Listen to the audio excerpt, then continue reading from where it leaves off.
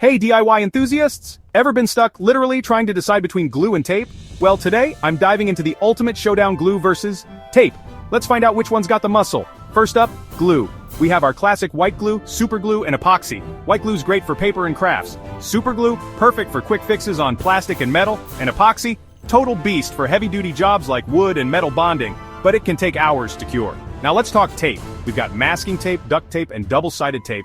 Masking tape is your go-to for painting and light holding.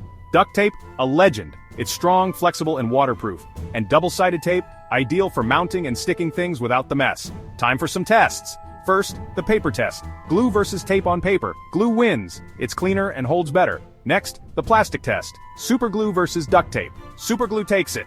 Duct tape's strong, but super glue's got that quick, solid bond. Finally, the wood test. Epoxy versus double-sided tape. Epoxy dominates. It's built for strength, while tape just can't hold up. So what's the verdict? If you need something quick and strong, grab the glue. But if you want flexibility and ease, tape's your friend. Both have their strengths, so choose wisely based on your project. That's it for today's Battle of the Bonds. Hit that like button if you found this helpful, and subscribe for more DIY battles. Stay creative, stay awesome.